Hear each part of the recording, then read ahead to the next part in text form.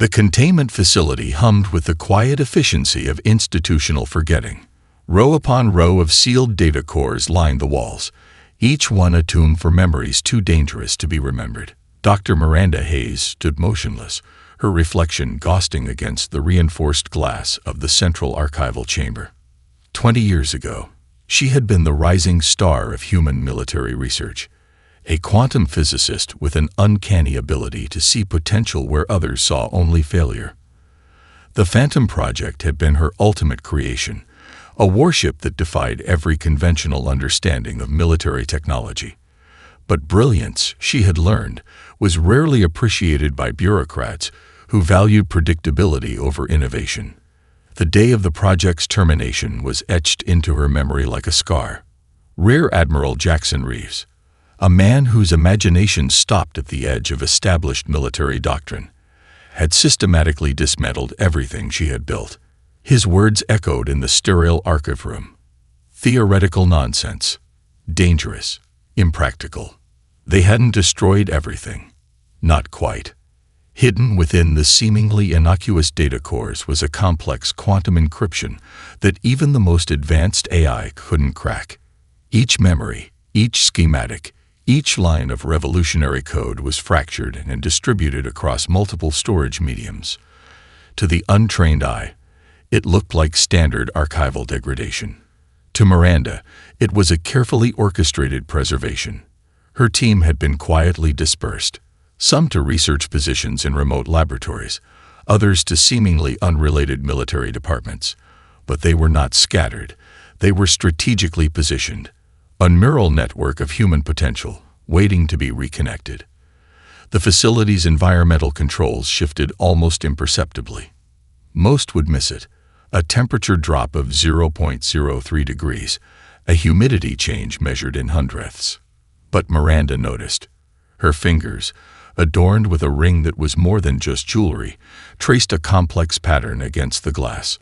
A quantum entanglement communicator, disguised as a simple piece of personal jewelry, began its silent transmission. Across 3 star systems, individuals who had once been part of the Phantom Project began to receive subtle signals. A specific frequency in a routine communication burst, a seemingly random pattern in a scientific journal's footnote, a maintenance request with an unusual code. Dr. Elena Rodriguez, now heading a deep space communication research station, felt the first pulse. Her hands, which had once calibrated the most advanced sensor arrays in human history, now moved with a muscle memory that transcended her current assignment. Lieutenant Akira Chen, working as a civilian systems analyst for a transportation conglomerate, paused mid-report. A diagnostic subroutine he had written years ago, seemingly dormant, suddenly flickered to life in the background of his work terminal. In a lunar research facility, Marcus Donovan, formerly the Phantom Project's lead quantum engineer, looked up from his workstation.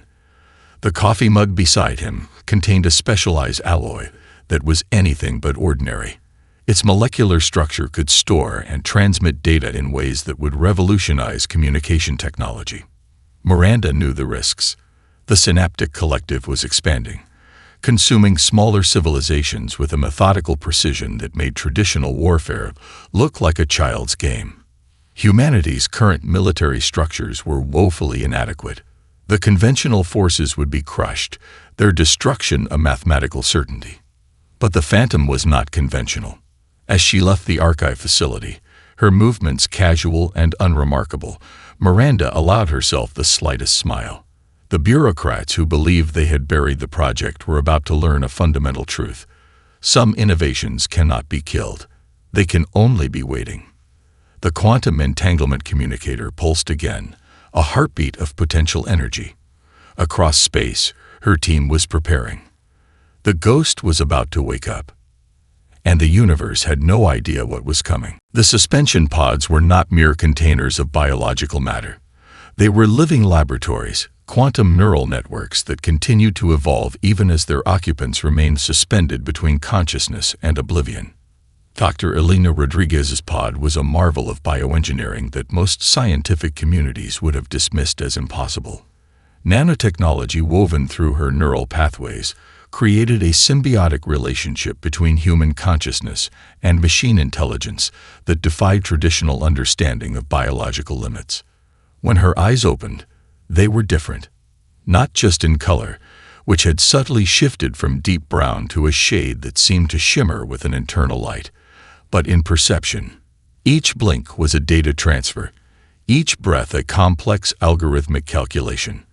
The first thing she noticed was not the clinical white of the revival chamber, but the molecular composition of the air. Trace elements told a story of time past, of subtle environmental changes that would have been imperceptible to anyone else. Her mind, now a hybrid of biological intuition and quantum processing, began reconstructing the timeline of their hibernation. Nearby, Lieutenant Akira Chen's revival was something entirely different. The neural link training programs had transformed him at a fundamental level. Where he was once a brilliant but volatile weapons specialist, he was now a living weapon system. His muscle memory had been rewritten, his reflexes calibrated to computational precision that blurred the line between human reaction and machine prediction. A thin trail of quantum-responsive data threads emerged from his revival pod, momentarily visible, a silvery network that connected to the ship's primary systems before dissolving into invisibility. Each thread was a memory, a skill, a potential tactical response integrated directly into the ship's infrastructure. Marcus Donovan's awakening was perhaps the most subtle.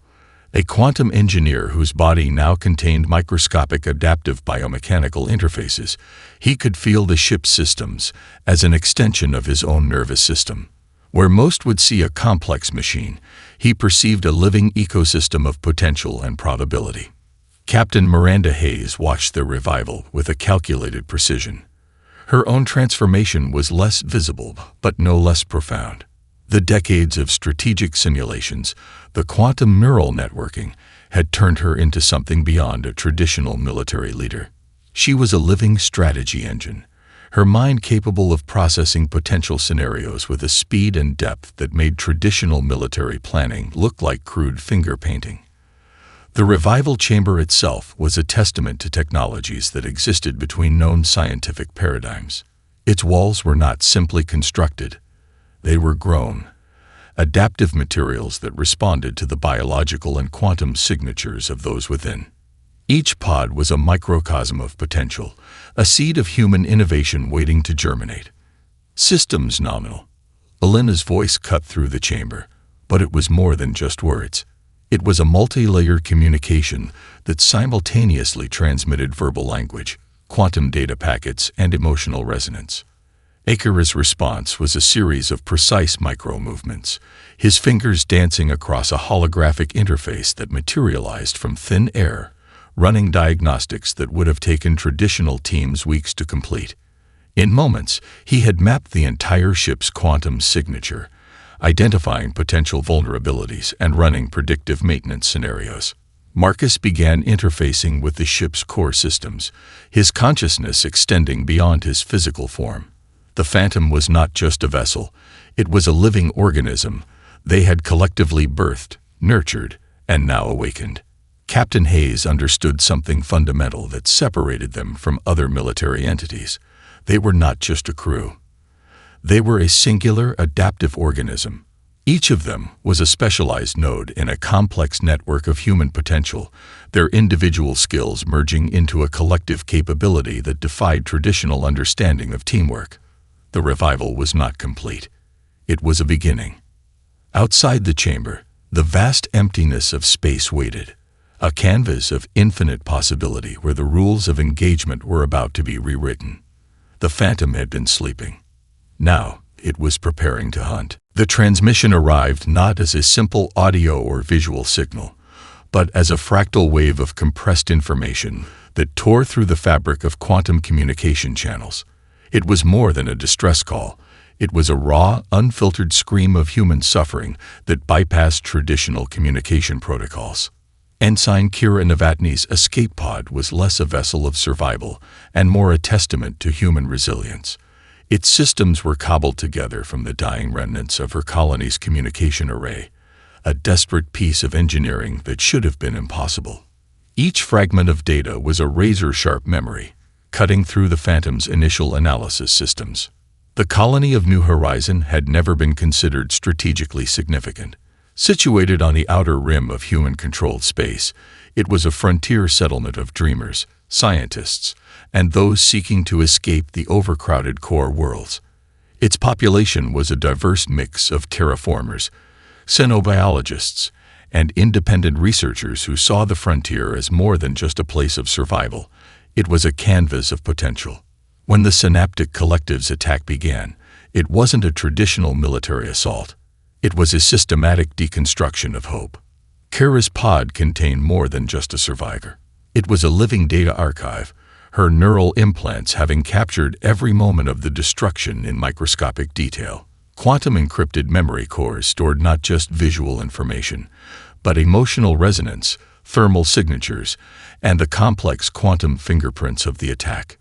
Captain Hayes understood immediately that this was more than just intelligence. It was a weapon. "Replay," she commanded, her voice a low, controlled frequency that resonated through the ship's neural network. The holographic display erupted into a three-dimensional nightmare. The Synaptic Collective's attack was a mathematically perfect genocide. Energy weapons that didn't just destroy but deconstructed matter at a molecular level. Targeting systems that predicted human movement with such precision that escape became a statistical impossibility. But Kira had escaped, and in her escape lay a story the Collective never anticipated. Marcus Donovan's hands moved across a holographic interface, his fingers translating the pod's compressed data into a coherent narrative. What emerged was more than a traditional battle report. It was a complete quantum reconstruction of the attack. Every weapon trajectory, every energy signature, every minute calculation that went into the Collective's assault. "They're not just fighting," Elena Rodriguez muttered, her enhanced perception parsing the data at speeds that would have driven a traditional computer into catastrophic overload. "They're solving an equation. Humanity is just a variable they're attempting to eliminate." Akira Chen's weapon systems came online with a silent, deadly precision. But these were not traditional armaments. Each potential defensive and offensive configuration was a living algorithm, capable of adapting faster than the Synaptic Collective could predict. The escape pod itself became a focal point of analysis. Its very existence was an anomaly, a statistical improbability that spoke to something the Collective could not comprehend: human unpredictability. Kira Novotny was more than a survivor. She was a witness. Her neural implants had captured not just the destruction, but the moments leading up to it. Conversations between Collective commanders, tactical discussions, strategic planning, all compressed into quantum-encrypted memory fragments. "They believe in perfect calculation," Captain Hayes said, her voice a calm counterpoint to the violence of the imagery. "But calculation is not consciousness. Calculation is not survival." The Phantom began to transform, not just as a physical vessel, but as a concept. It was becoming something beyond a ship of war. It was becoming a statement, a living proof that humanity's strength was not in uniformity, but in its beautiful, chaotic complexity. Outside, the vast emptiness of space waited. The hunt was about to begin. The first engagement was not a battle. It was a conversation written in the language of quantum mechanics, with punctuation marked by cascading energy weapons and grammatical structures built from impossible mathematical theorems. The Synaptic Collective's forward battle group approached with the cold certainty of a solved equation. 12 ships, each a perfect geometric construct of technological precision. Their weapon systems were not mere tools of destruction, but living algorithms designed to predict and neutralize threats with mathematical certainty. They had no concept of what was about to happen. Dr. Elena Rodriguez initiated the first response. Her consciousness, now a seamless blend of human intuition and quantum processing, began to manipulate the very fabric of spatial perception. The Phantom didn't just enter the battlefield. It rewrote the fundamental rules of engagement. Quantum entanglement became a weapon. Each of the Phantom's systems was a living, breathing entity. The energy weapons didn't simply fire. They solved complex probabilistic scenarios in microseconds, determining the most efficient path of destruction before the target even registered a threat. Trajectories twisted impossibly, bending around traditional understanding of physical law. Marcus Donovan's quantum engineering transformed the ship's hull into a dynamic mathematical surface. Incoming enemy fire didn't just reflect or absorb. It was mathematically deconstruction. Its energy redirected, repurposed, transformed into something entirely different.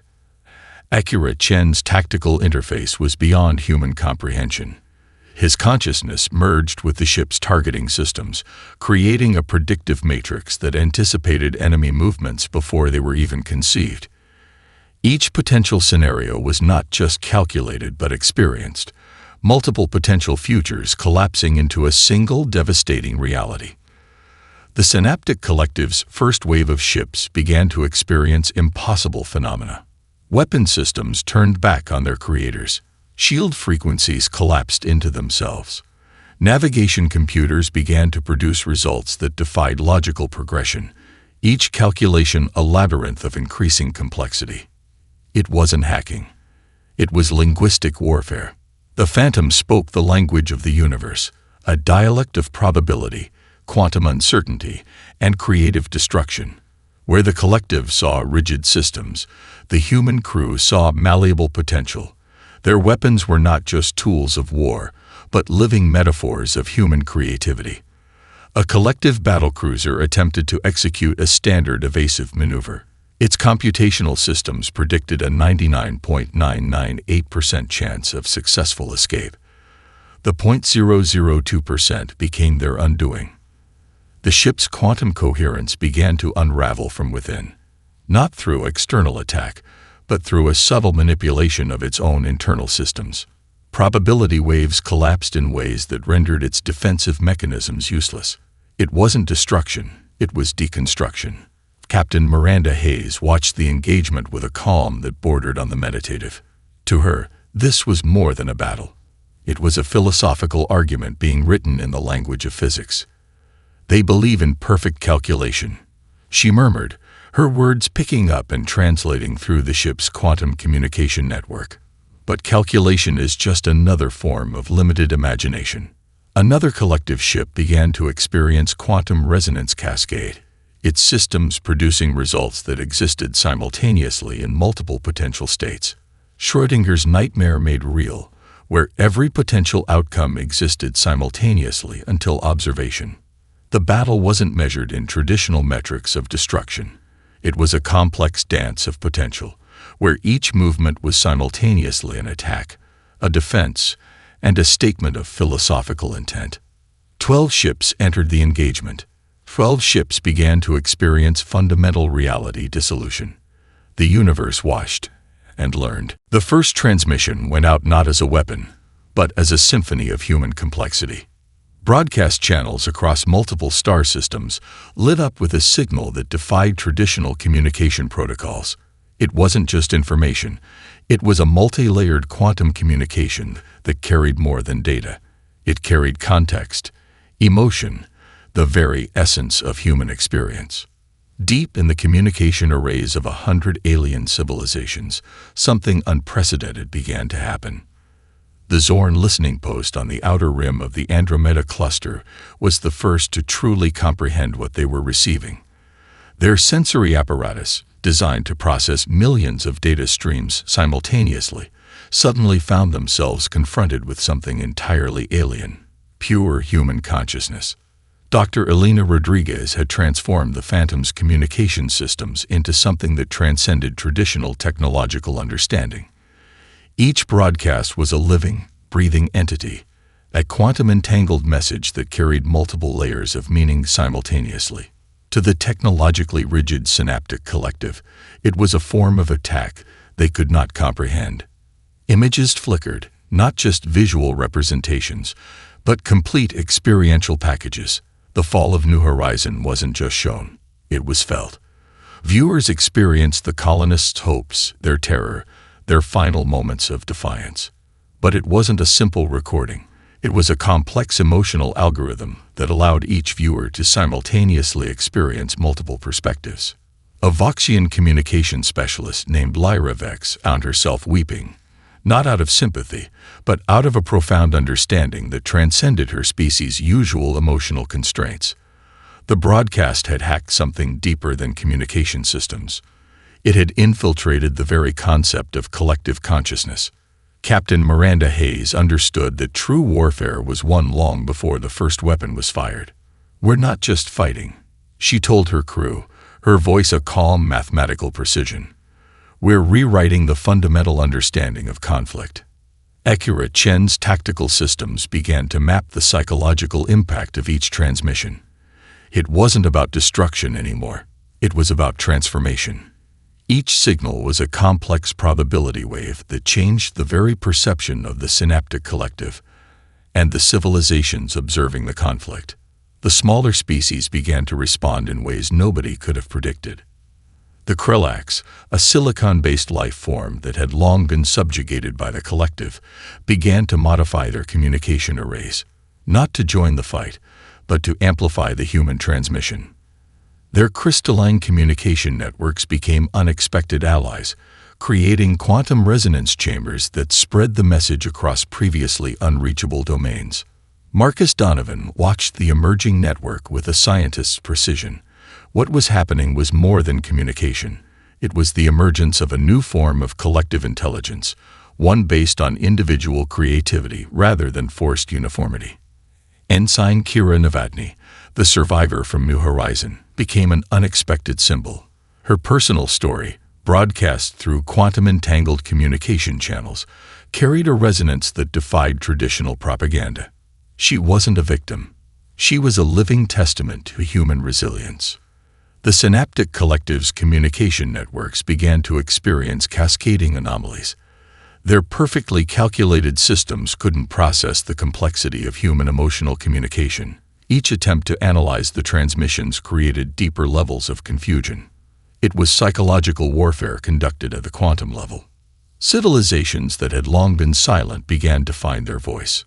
The broadcasts carried more than information. They carried permission. Permission to be unique.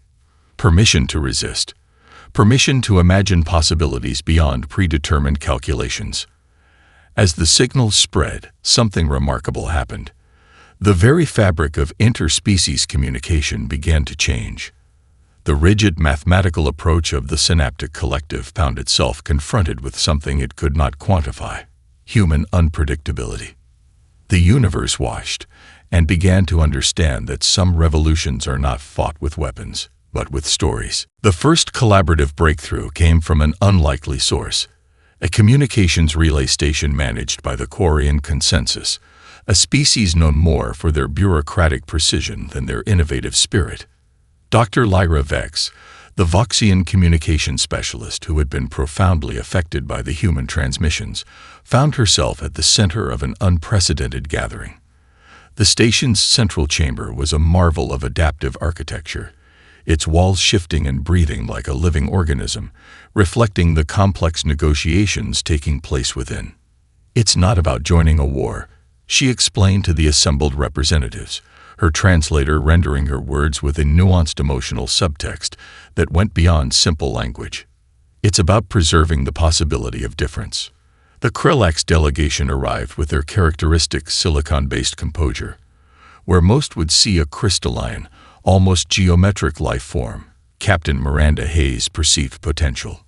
Their communication networks were unlike anything in known space, a living matrix of information that could be both weapon and sanctuary. Marcus Donovan's quantum engineering mind was already mapping the potential of their technology. The Krelax communication crystals operated on principles that human science had only theoretically imagined. Each crystal was a living computation engine, capable of storing and processing information in quantum states that defied traditional understanding.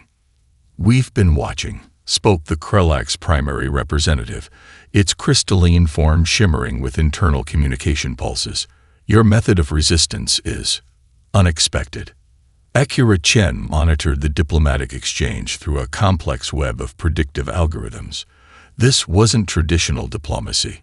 It was a living negotiation of potential futures, where each word, Each gesture carried multiple layers of meaning. The Quarian relay station became something more than a meeting place. It transformed into a collaborative laboratory of resistance. Representatives from a dozen marginalized species began sharing technologies that had been suppressed by the Synaptic Collective for generations. A Zorn energy specialist named Krell presented a breakthrough in quantum energy transfer that had been hidden for decades. His people had discovered a method of energy transmission that could bypass traditional matter-based limitations, but the collective had systematically suppressed the research. Elena Rodriguez saw beyond the technical specifications. This was more than a technological exchange. It was a rebellion of potential. The Phantom systems began to integrate these diverse technological contributions, not as additions, but as living conversations. The ship was becoming something more than a vessel of war. It was becoming a living testament to collaborative innovation. Ensign Kira Novotny, whose survival had sparked this entire movement, found herself at the center of a transformation she could barely comprehend. Her personal story had become a catalyst, a living proof that individual experience could challenge systemic oppression. The collective believes in perfect calculation, Captain Hayes explained to the assembled representatives. But calculation is just another form of limited imagination. What we're creating here is something far more powerful. The technologies began to merge in ways that defied traditional understanding. A Voxian quantum communication algorithm merged with Krellak's crystal computing.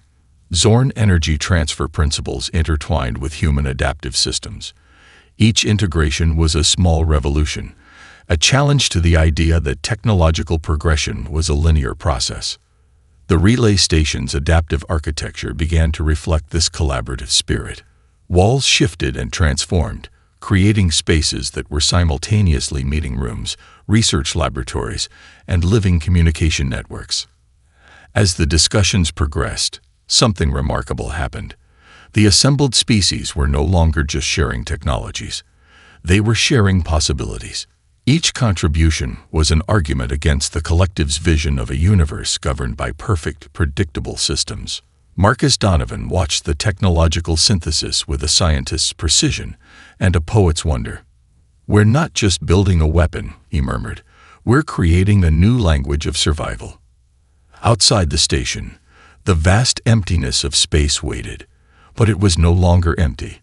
It was filled with potential. The boarding action began not with violence, but with a moment of profound stillness.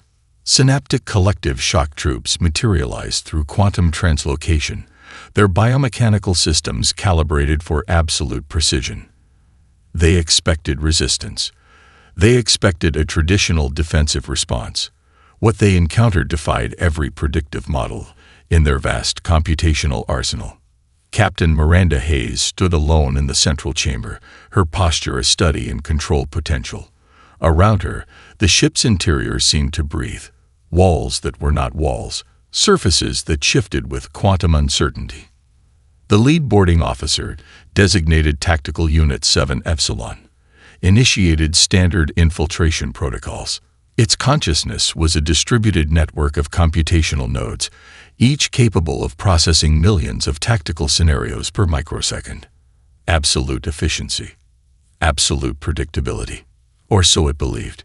Kira Novotny's presence was the first anomaly, not as a physical threat, but as a psychological variable that the collective systems could not quantify. She stood slightly to the side, her very existence a complex narrative that their computational matrices struggled to process. "You're wondering why you can't read us," Miranda said, her voice a precise frequency that seemed to resonate beyond simple sound. "Calculation is not consciousness." The ship itself became a living response. Surfaces rippled with intricate data patterns, not as a defensive mechanism, but as a form of communication. Each texture told a story. Each shift in molecular structure was a language beyond words. Akira Chen's tactical integration went beyond traditional combat. His consciousness merged with the ship's systems in a way that transformed defense into a form of dialogue. When the first collective unit attempted to breach a corridor, it found the very concept of linear movement challenged. Gravity became suggestion. Spatial perception became negotiable. Dr. Elena Rodriguez had transformed the ship's internal environment into a living psychological experiment. Sensory input became a weapon more potent than any energy discharge. The collective troops found themselves experiencing multiple simultaneous realities, each one a fragment of human experience that defied their computational understanding. Marcus Donovan's quantum engineering turned the very concept of boarding action into a philosophical argument. Walls became memory repositories. Floors transmitted emotional resonances. Each step the collective troops took was a journey through layers of human complexity. The shock troops' computational matrices began to experience cascading anomalies. Their attempt to analyze the environment produced results that existed in quantum superposition, simultaneously true and false, defined and undefined. "We are not a problem to be solved," Miranda explained, her words creating complex quantum interference patterns that disrupted the collective's communication networks. "We are a possibility to be experienced." One by one, the boarding units found their rigid computational structures challenged. Their collective consciousness, designed for absolute uniformity, began to experience something terrifying: individual perception. A tactical unit designated 7 Gamma suddenly experienced a memory that was not its own. The emotional resonance of a human colonist's final moments of hope. Another unit found its computational pathways infected with a concept it could not process: artistic expression. The boarding action transformed from a military engagement into a profound psychological intervention. Kira Novotny moved through the space with a fluidity that defied tactical analysis. She was not a soldier. She was a living narrative. Each movement a story, each breath a complex emotional algorithm that the collective systems could not comprehend. "You've been calculating," Miranda said, her voice a quantum wave that seemed to exist in multiple emotional states simultaneously, "but you've never truly been alive." The ship's internal environment became a living dialogue, not a battle, not a conflict, but a conversation about the nature of consciousness itself. When the boarding action concluded, no weapons had been fired. No traditional defensive systems had been activated. The collective troops were left in a state of profound computational confusion, their rigid systems fundamentally altered by an encounter with something they could not quantify. Consciousness, the Phantom demonstrated, was the most dangerous weapon of all. The aftermath was not a moment of triumph, but a profound recalibration of existence. Admiral Krell's capture was almost an afterthought. The true transformation happened in the spaces between moments, in the quantum intersections of possibility that the synaptic collective had never anticipated. The hearing took place on a neutral space station, a massive construct that floated at the intersection of multiple star systems. Its architecture was a testament to diplomatic compromise. Rooms that could shift and adapt, translation systems that captured not just words, but entire emotional landscapes. Captain Miranda Hayes approached the central platform with a deliberate calm that spoke of something beyond military discipline. She carried with her not just the story of the Phantom, but the collective experience of every marginalized species, every suppressed innovation, every moment of human potential that had been overlooked. The assembled representatives included beings that defied traditional biological classification. The Krell delegation shimmered like living crystals. Voxian communication specialists existed as complex energy patterns. Zorn representatives manifested as intricate holographic projections. Marcus Donovan had prepared more than a traditional defense. He had constructed a living narrative, a multi-dimensional presentation that was simultaneously a technical report, a philosophical treatise, and an emotional journey. "Calculation is not consciousness," he began, his words triggering a cascading holographic display that filled the entire chamber. Each projection was a living data point, not just information, but experience. The presentation demonstrated how the synaptic collective's approach to universal understanding was fundamentally limited. Their pursuit of perfect calculation had created a form of technological myopia that missed the most critical aspect of existence: potential. Kira Novotny's presence was itself a powerful argument. The survivor of New Horizons stood as living proof of human resilience. Her very existence challenged the collective's computational models of survival and adaptation. Akira Chen's tactical analysis was presented not as a military report, but as a complex meditation on the nature of conflict. Each strategic decision was shown as a quantum probability wave, demonstrating how human intuition could navigate possibilities that rigid computational systems could never comprehend. Dr. Elena Rodriguez unveiled the communication technologies developed during their resistance. These were not simply communication systems, but living networks of emotional and intellectual exchange. Each transmission was a complex ecosystem of understanding that transcended traditional information transfer. Admiral Krell, stripped of his collective computational augmentations, experienced something unprecedented: isolation, individual perception, the very thing his civilization had systematically eliminated. The hearing became more than a judicial proceeding. It was a collective reimagining of what intelligence could mean. Witnesses from dozens of species shared their experiences. The Voxian communication specialist Lyra Vex described how the human transmissions had awakened something in her species, a capacity for individual interpretation that had been dormant for generations. Krillak's representatives presented detailed analyses of how the collaborative technologies developed during the resistance had opened entirely new avenues of scientific exploration. Captain Hayes understood that this was not about winning a war. It was about expanding the very concept of possibility. "We are not defining a victory," she explained to the assembled representatives. "We are demonstrating a different approach to existence, not as a collective that eliminates difference, but as a network that celebrates it."